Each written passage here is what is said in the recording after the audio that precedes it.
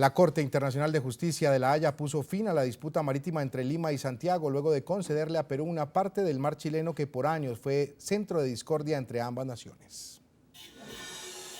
La Corte Internacional de Justicia puso fin a la disputa marítima entre Lima y Santiago al concederle a Perú una parte del mar chileno que por años fue centro de discordia entre las dos naciones. La CIJ consideró que el argumento chileno, que tomaba los acuerdos pesqueros de 1952 y 1954 para definir los límites fronterizos, era inválido. Por esta razón, el máximo órgano judicial de las Naciones Unidas decidió por mayoría que el punto de partida de la delimitación marítima se mantuviese en el llamado Hito 1, y a partir de ese punto, la frontera mantiene la línea marcada por el paralelo 18, que hasta ahora servía de división marítima entre los dos países. Esta determinación le negó las pretensiones al gobierno peruano, que pedía ubicar el punto de inicio en la zona de Concordia, donde coincide la frontera terrestre entre Perú y Chile. Sin embargo, Perú no perdió. La Corte determinó que esa línea fronteriza no se prolongaría hasta más de las 200 millas náuticas, sino hasta las 80. Desde allí, la frontera en el mar adquirirá una línea equidistante en dirección oeste-sur, casi una línea recta, hasta llegar a la altura de las 200 millas, medida desde la costa chilena. La Corte ratificó el derecho de Perú de ejercer la soberanía sobre las 200 millas náuticas desde sus playas. Se declara que más allá del punto del límite marítimo o de su fin, Perú tiene el derecho de ejercer derechos soberanos sobre el área marítima hasta las 200 millas náuticas desde su costa. Antes de la conclusión de la CIJ, ambos países se comprometieron a acatar el fallo. Por ahora, la Corte Internacional de Justicia solo modificó la frontera marítima entre Chile y Perú y no ajustó las coordenadas precisas para la delimitación exacta. Sin embargo, dio puntos de referencia para que los gobiernos, en razón de la buena fe, llegaran a un acuerdo que los beneficie.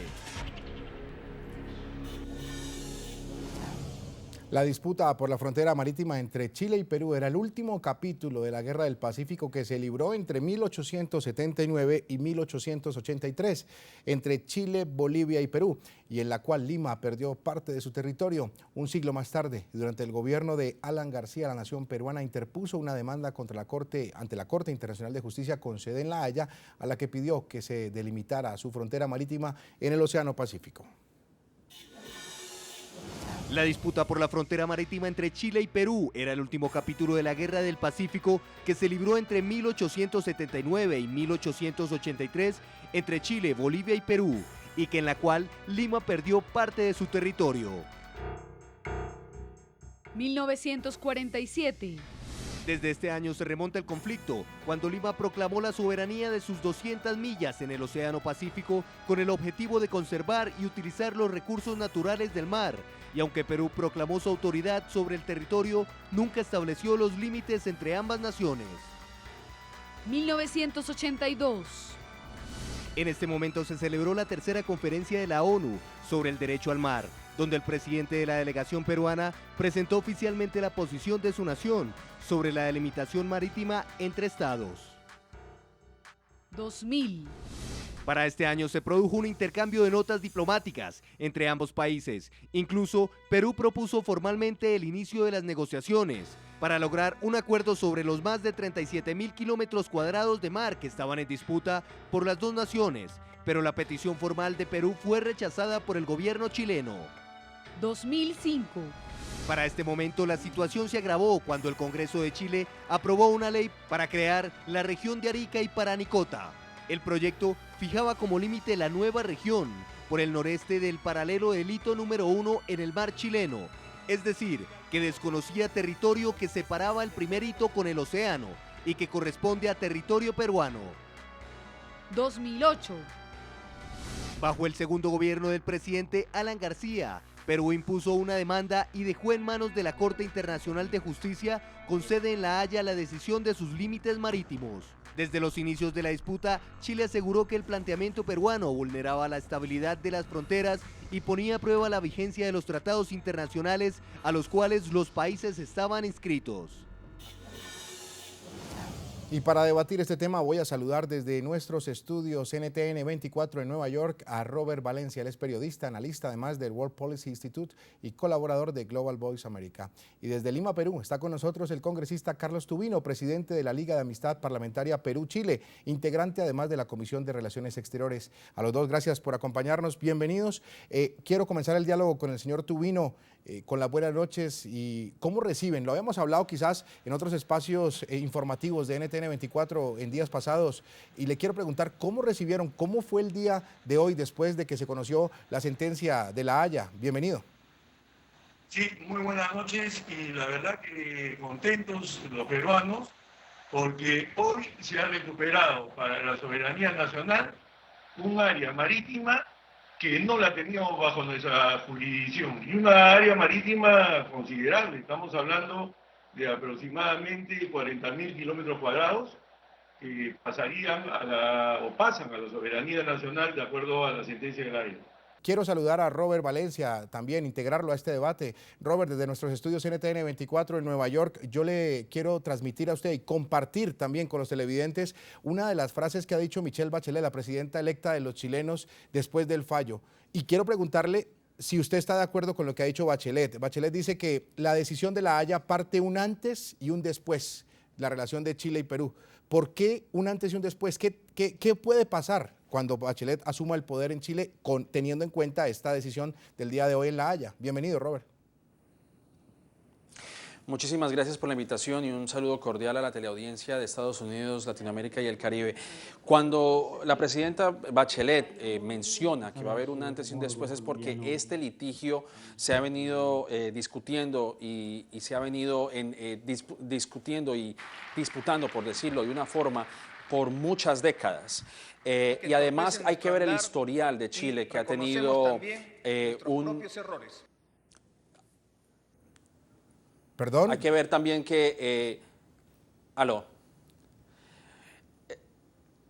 lo que estaba comentando era que marca un antes y un después es precisamente por el historial que tiene esta disputa y por la rivalidad que ha existido entre Chile y Perú económicamente hablando.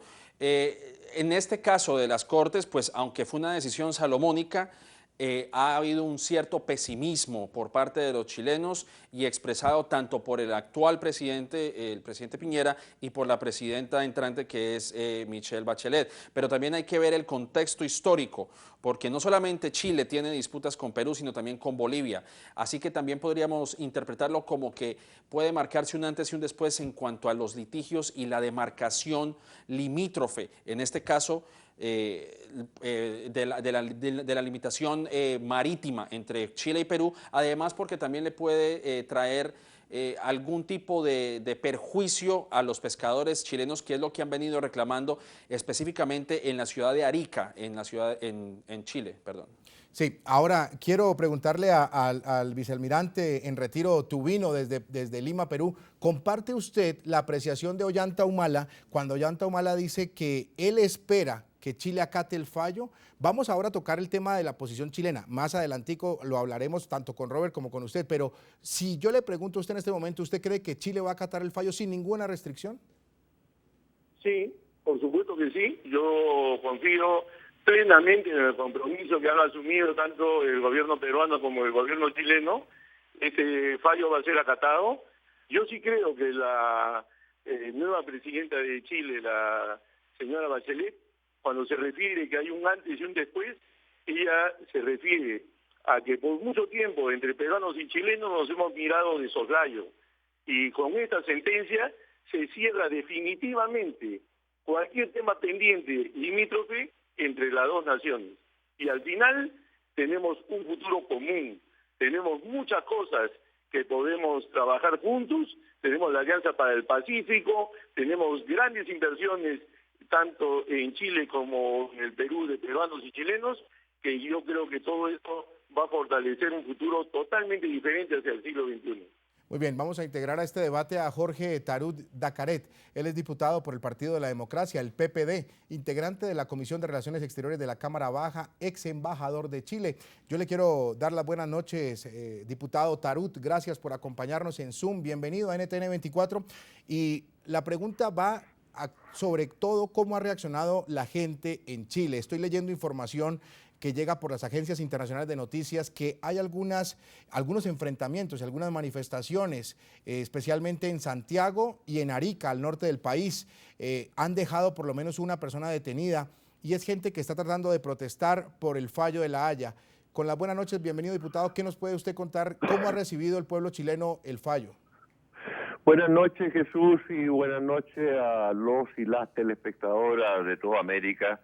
Bueno, la verdad es que es un fallo que ha sido recibido con decepción por la ciudadanía.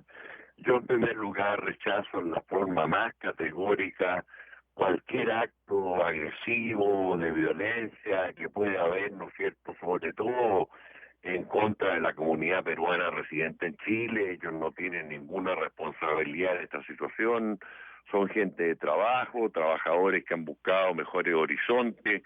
Por lo tanto, si han habido algún incidente, yo lo rechazo en la forma más categórica. Aquí se trata de un tema estrictamente jurídico y político y por lo tanto no podemos salirnos de ese espectro.